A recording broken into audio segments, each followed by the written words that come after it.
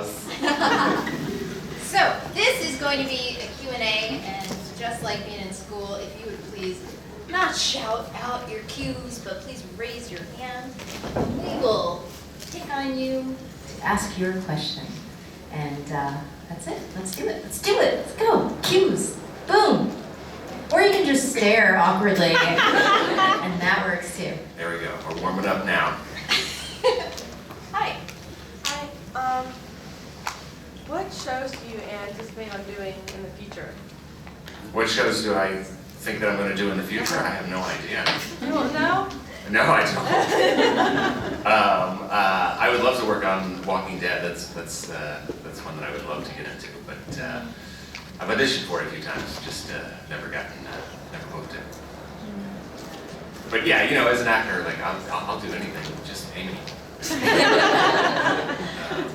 But sometimes I get to do stuff that I really enjoy, like Stranger Things. Obviously, it's something that I really enjoy doing and watching. So.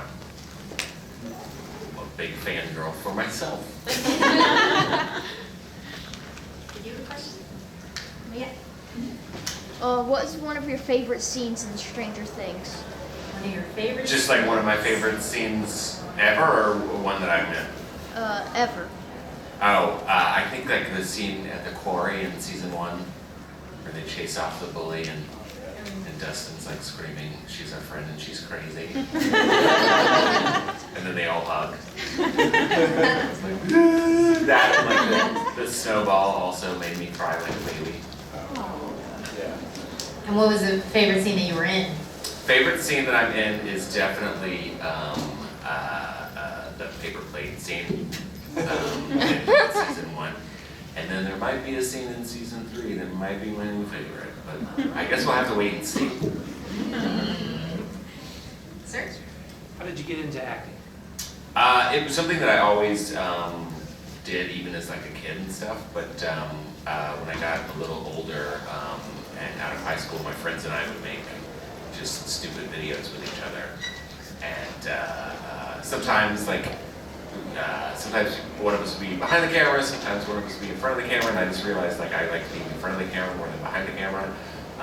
And it just sort of worked out that way. And then I started doing improv comedy and sketch comedy, and then from there I started doing like plays, like actual like dramatic stuff, and then I started doing commercials, and I got an agent, and I started doing film and television. But that took a long time. That was like 15 years of grinding it out. Yes. Who's your favorite member of the AV club? They are all my favorite members of the club, but there's a special place in my heart for Dustin, for sure. Yeah. Gaten is, the character is brilliantly written, and then Gaten is such a natural comedian, so it's really a joy to watch him work. But everybody's awesome. They're all great. Yes, Pennywise. What was it like meeting the cast?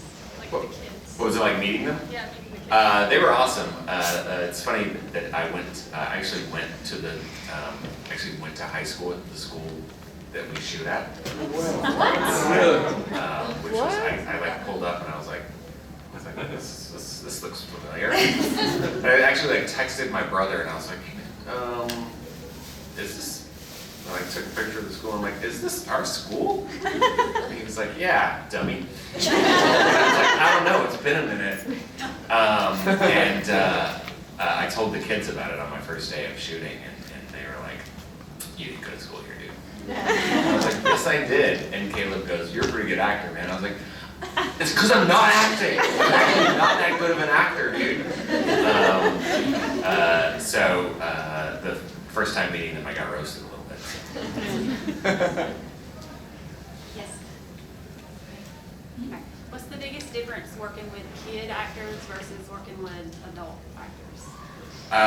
Just that I get more breaks working with kid actors due to like the union rules. They have to get they have shorter days and they get breaks for school. So I get a lot more breaks, and my days are shorter. So I prefer working with children. And working with the kids from Stranger Things is not like working with kids at all. Like I've worked with kids before, and they're a nightmare to work with. And these guys are so professional and really talented. So it's just like working with smaller sized adults. Well, they really are like that when you see Yeah. them in interviews Yeah. and stuff like that. I'm always impressed at how mature they all are. I don't know how. They must have just been raised right, but they are like awesome. Yes. When you started working on the show, did you have any idea like how big the sensation would be? Oh God, no. I don't know if you guys heard that, but she asked if I knew how big the show was going to be when we first started working on it. No, when we first started working on it, it was like our little show. Like we all were just like, this is super fun, and we love the idea, and it was a ton of fun to work on. But none of us, like, I assumed, I was like, okay, well, like, obviously, like, there's gonna be, like, the nostalgia factor, like, there's gonna be some people into it. I thought it was just gonna be, like, kind of a cult show that, you know, something like Hannibal or something like that, where it just has, like, a small but, like, dedicated fan base. I remember the week that it came out and all the attention that it got, and I was like, oh man, BoJack Horseman season 2 premieres next week, and then that's gonna take all the thunder, and like, what is this gonna be? Like, nobody's gonna be talking about our show anymore, and boy was I wrong. It just blew up, and like no one. There's actually like one of the producers. I was like, I think he had an idea, but then I talked to him, and he like, no. It's like I had no idea. The Duffer Brothers were just as surprised as anybody else that it was a huge hit, and obviously like very happy, but yeah, I had no idea. It was just our little show, and that's still the way that I think about it. And like when I'm on set and talking to the different crew members that have been there the whole time, it's like, doesn't it still just feel like our little show? So it's crazy to be on like this super huge show, but it still feels to us like our little show. What was the audition like? The audition was interesting. So for the initial auditions, I auditioned for a ton of different characters. And I got called back for the vice principal of the middle school, who has like 5 lines in like the whole series. And when I walked in the door, the casting director, Carmen Cuba, who is like the best casting director in the business, as soon as I walked in the door, she like takes one look at me and looks at the Duffers and goes, "What do we think about him for this other character? If we decide to go a different way with that other character." So immediately I go, okay, they don't want me for this character. They probably don't want me for this other character. And I was like, okay, I'll just do what I want. So I read this very short audition for the vice principal, and then I got some scenes to read for this other character. So I went out and just read for this other character. And this other character, I think his name was Henry, and he was going to be Jonathan's boss at the movie theater.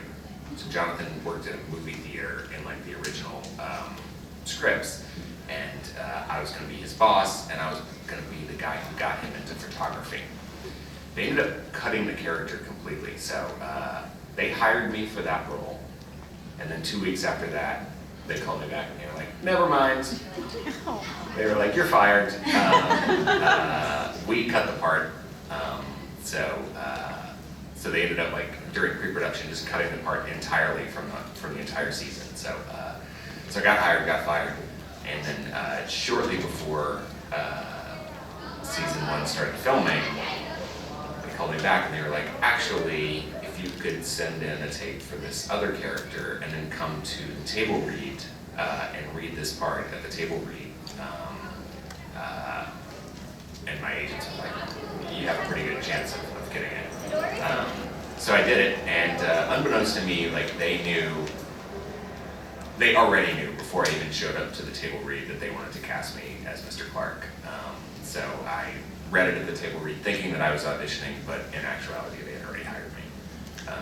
And the Duffers told me that, like as they were like walking into the table read, and they were like, "Oh, we're really excited for you to do this part." And I'm like, "Oh, you're excited for me to do this part at the table read? Okay, fine.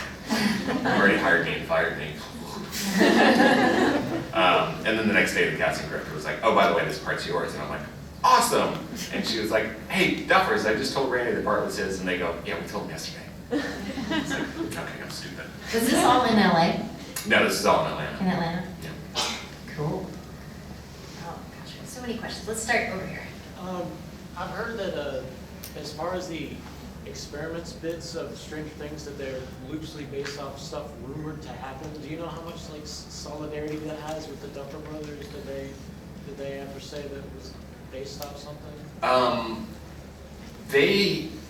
I think it's based on Montauk, New York, which is like a huge conspiracy theory. Like, okay, so you have a book about Montauk right there, yeah. Yeah, there's some conspiracy theory that there's like military experiments going on, that went on in Montauk, New York. But eventually, I believe that Netflix was like, hey, actually, because there might be a character who has the same name as someone who actually lived in Montauk, New York at this time, or there might be a cop who, like, was like the chief of police in Montauk, New York, or whatever, like, that might actually come after us. Can we change it to a town that doesn't exist?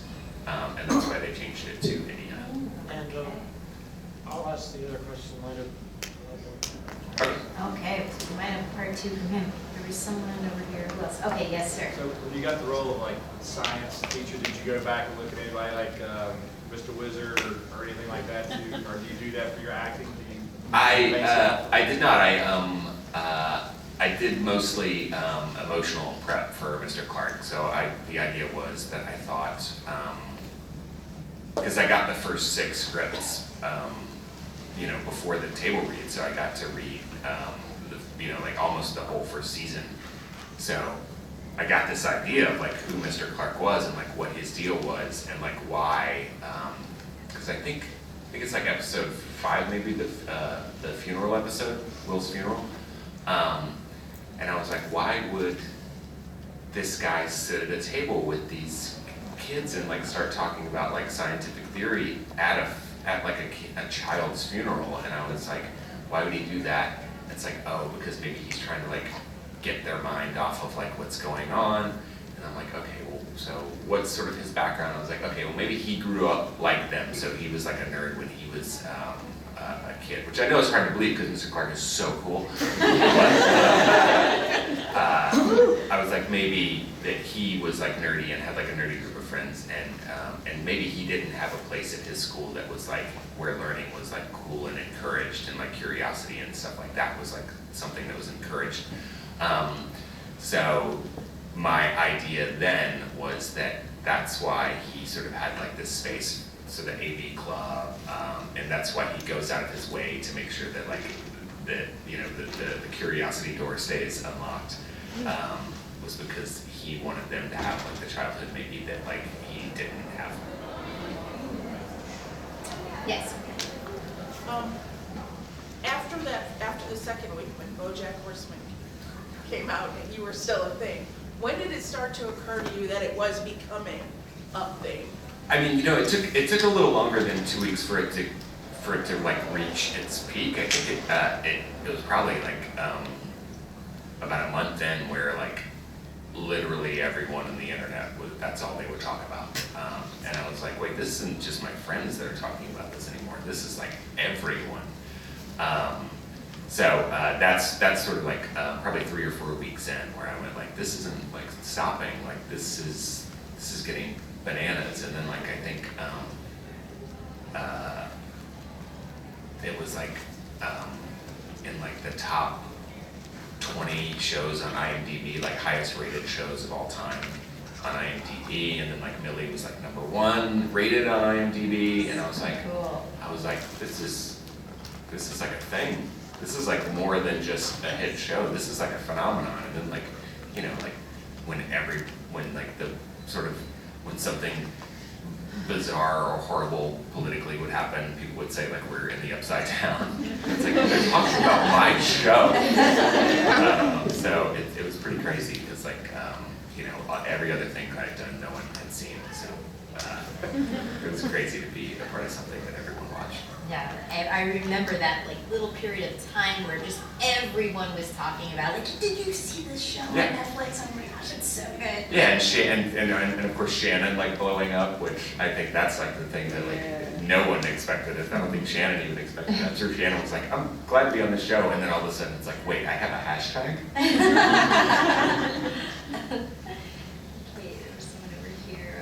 I'll come back to you and I can get to a couple of others. Yes, ma'am.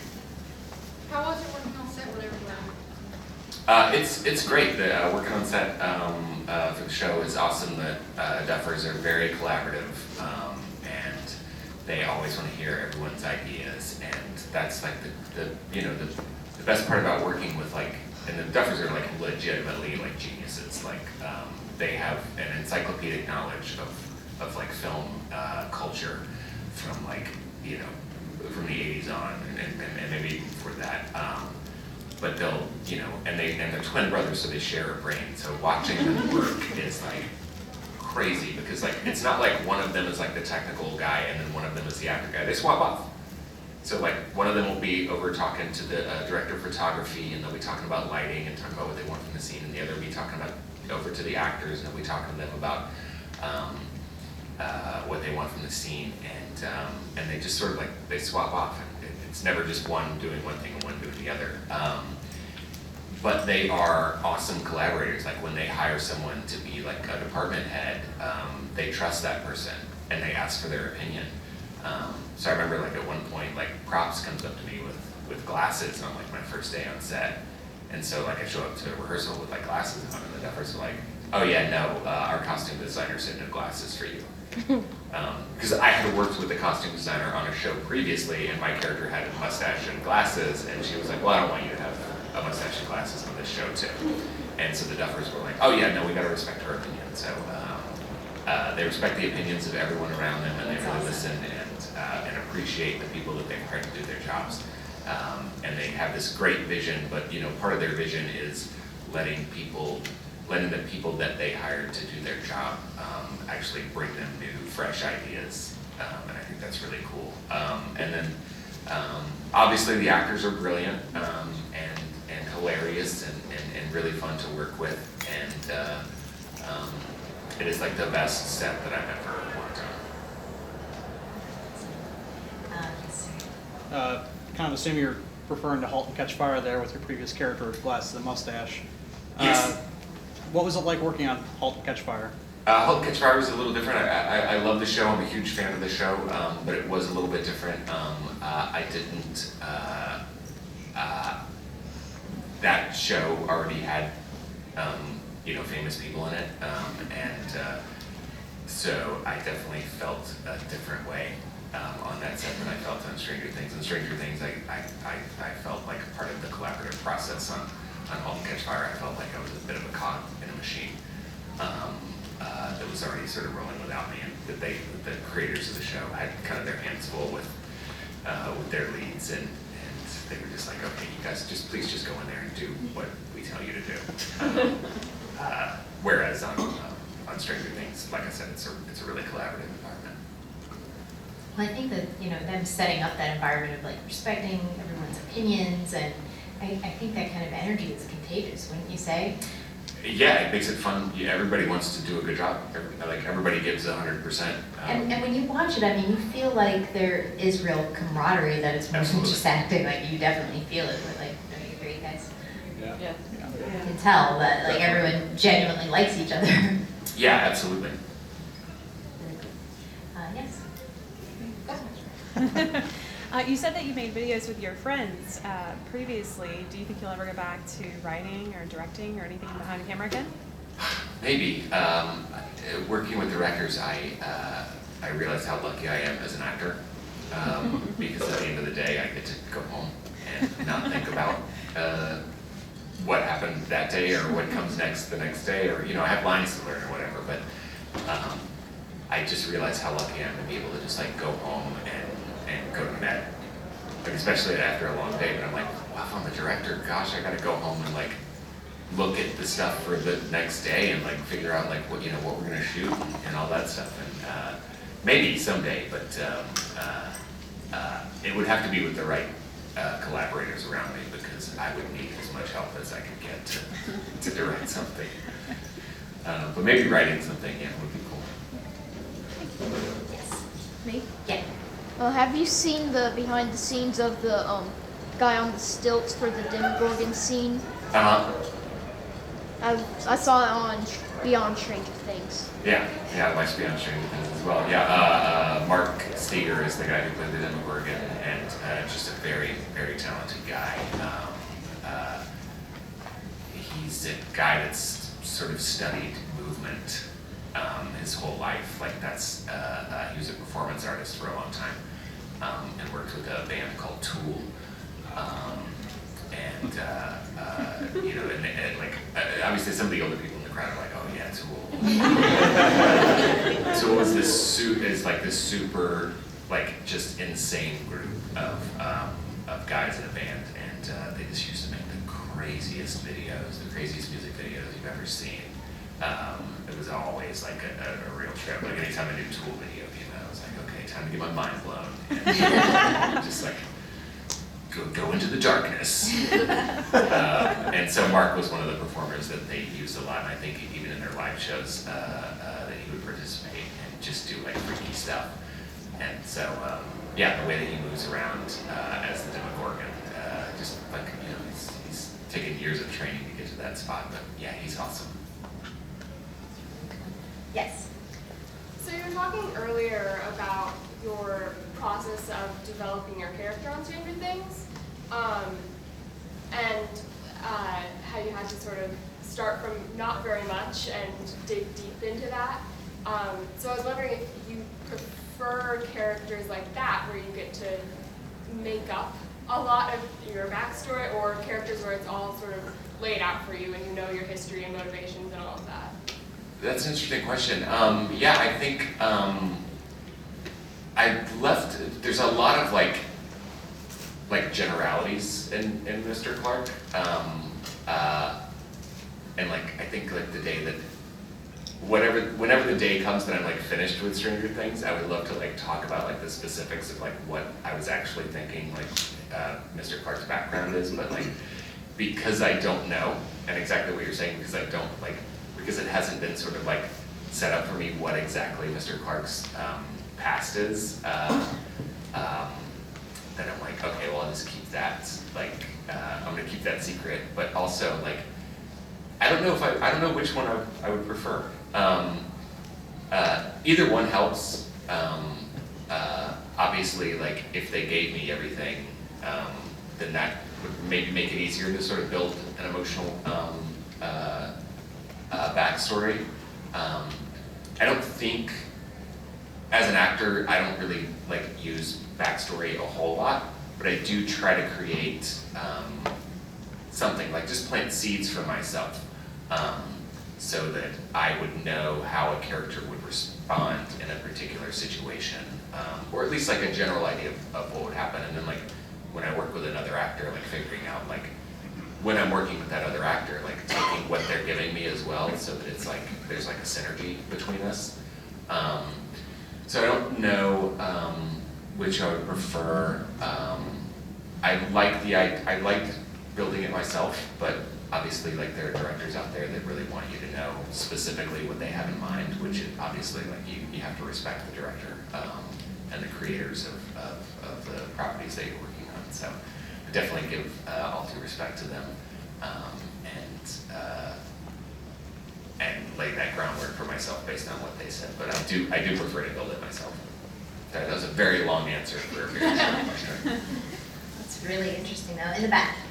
Yes, could you go more in depth with your improv background? Like what it was like, or? Yeah, just general. Yeah, I started off doing sketch comedy, so I started off like making stupid shorts of my friends, and then moving on to, through that, ended up meeting up with some people that were doing live performance sketch, and so I ended up doing live performance sketch, and then from there, ended up working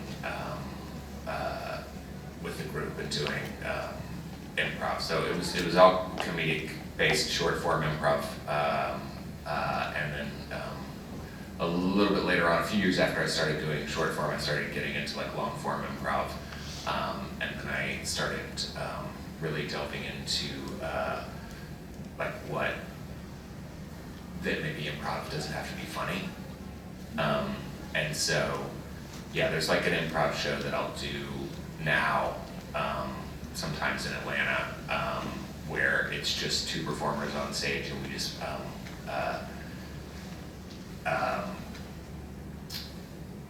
we'll get up. There'll be 4 people on either side of the stage, and one person from either side of the stage will stand up and walk into the scene, and we just start the scene based on whatever emotion like we're feeling looking at each other. And that's, for me, that's like the purest form of improv that I've found. 'Cause I found a lot of times like in improv, like, especially in like short form where it's just like done for the chuckles, where everybody's just like, ooh, let's, you know, do something stupid, like the stupider the better. That a lot of times like backstage, like people like kind of plan things out, so it's not really improv. And so I love this idea of just like you can't plan anything out because like when it's just you're on the opposite side of the stage, you guys can't talk about what you want to do next. You have to like just walk into the scene and start it and create your character and the scenario all based on each other. So that is. And you still do this? I do sometimes. I rarely do stuff that doesn't pay anymore because people should pay you for your work, especially when you're on Stranger Things. But I still do. Yeah, I will occasionally do. Definitely, because it sounds like that could sharpen acting skills too. Yeah, it's the one, most of the, like, I really stopped doing almost every other kind of improv. A, because it's not challenging anymore, but that is like the one form of improv where I'm like, okay, there is actually a challenge to it, but once you like, have been asked to, improvise something in like a multi-million-dollar property and there's hundreds of people around you expecting you to do a great job, getting on stage in front of 50 people isn't that big of a deal, and it's not very challenging at all, and I like thrive on the challenge of like pushing myself to like my limits, so that, part of it is not getting paid, and then part of it is like, I don't feel challenged by this, so, but this like, the pure improv that I'm talking about, like that's like the one thing that's left that I'm like, okay, there's actually a challenge to this. And if it was like it's not a regular thing, it's every few months, so if I'm in town or whatever and available, then I'll do it. I'm curious, just because I go to Atlanta, where is it? In case It's at the Robert Mello Studio, and the show's called The Bed. Cool. All right. Okay, wow, we have a lot of questions. Let's go to you in the back. Yes. Mm-hmm.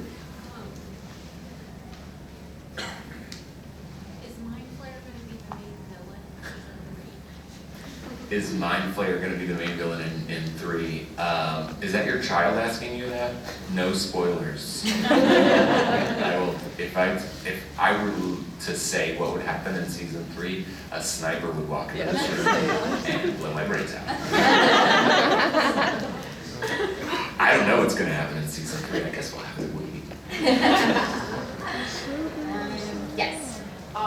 Just curious what it's like filming in Atlanta, not necessarily versus other places, but maybe you could say about that. Actually, unintentionally happened upon a filming location while people were filming this past recently, so I won't say anything more about that. But it made me wonder, like, because I didn't have to work to film, and I didn't know that that's what that was. But it made me wonder just what it's like filming in Atlanta, maybe versus other places, or.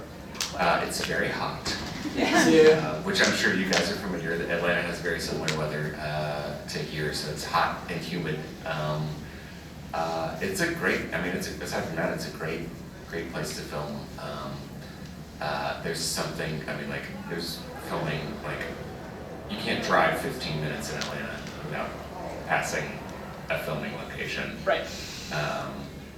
It's a great place to shoot. I don't know if it's that different location based because a lot of the infrastructure is there, so a lot of the crew's there, but usually with department heads or whatever, they usually come from different, usually come from LA or New York. Yes. I know you can't tell us a whole lot, but how does Mr. Clark grow in the next season? And then also, I really enjoy the show. It's got a great 80s feel. It reminds me of Ferris Bueller, the teacher, even the Breakfast Club, like the iconic teacher that comes out as well, taking by the bullwhip. How will we see him grow? We're just gonna have to wait and see how it's going to grow. But I will say this, so what you're talking about, like the teachers that you mentioned,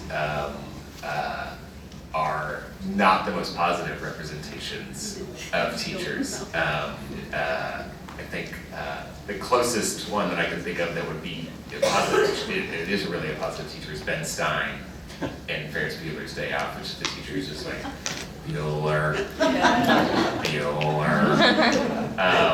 So Mr. Clark is not that guy because he's obviously very engaging and active with his students. But I will say this, my first scene in Stranger Things is based on one of the first scenes in Indiana Jones or Raiders of the Lost Ark, where Indiana Jones is like talking to his students and they could care less about what he's doing. And so they're, the duffers are like, this is the Indiana Jones shot. And I'm like, why? And they're like, oh, because it's this, and this. And I'm like, oh, wow, they have like this language they speak with each other. So so I like to think that, Mr. Clark is a bit of an Indiana Jones. And yeah, I think it's the principal in Breakfast Club, right? Who's like the really, really mean guy who's constantly torturing them during detention. But they're all iconic teachers. Yes, thank you. Yeah. I also thank you for saying that my character is iconic. And yes. The program said you were going to be in Godzilla King of Monsters. True story. What's that going to be like? How do you feel about working with Bob Brown? Or has it already been finished? Yeah, we are done shooting. We finished shooting last year. It's going to be awesome. I don't know if you've seen the trailer. This question, I don't know if you guys heard it, was about Godzilla, King of the Monsters. And yeah, it's going to be amazing. It's really going to be an amazing film, and the trailer looks awesome. And I'm so happy to see what the monsters look like and not just a big green screen.